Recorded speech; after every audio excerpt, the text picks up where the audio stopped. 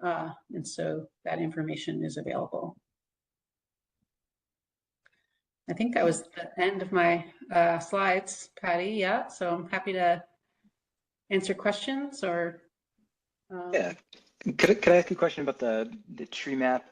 I have been poking around, and I noticed that in a lot of cases, the trees that are labeled protected were sort of never really relevant to the application, the development application, sort of beyond just being required to be on a site plan. Like it's an interior remodel, there was no new ground disturbance. The tree was never requested to be removed.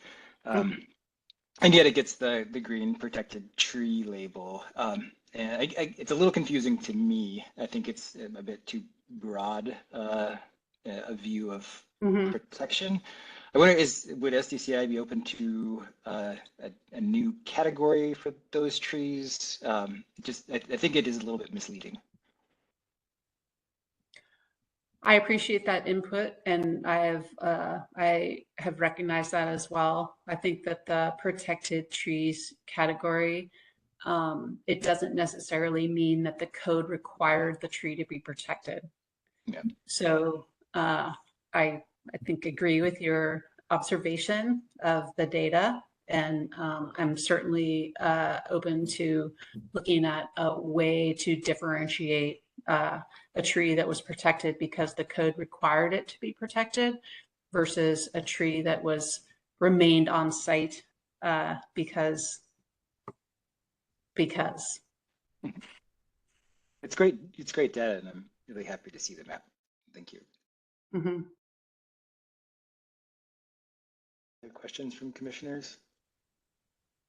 Yeah, just to, if I'm hearing you right, Josh, it sounds like what you're saying is it could be misleading in that it looks as though we're saving a lot of trees in situations where development might be happening, but that's not necessarily the case. Is that a? Yeah, that's my concern, is that one can look at this map and say we've protected 800 trees, when in fact, most of the trees that I looked at are on the map because the code requires trees to be listed on site plans, and SDCI is now digitizing those data, which is excellent. But yeah, their removal was never part of the development permit. Right. Okay.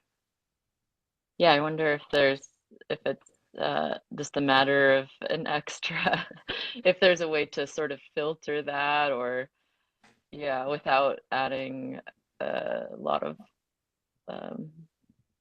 I don't know, labor inputs. There's got to be a way. There's a solution. Yeah. AI will help us. I would say there is a way. I think that we're still trying to find the way. I think it will. FYI, the tree tracking program started before the new tree protection ordinance came into effect. So it actually is capturing data for how the whole of the land use code interacts with trees. So that results. So the results there, or the mapping data, represents tree requirements from the zoning code, Title 23.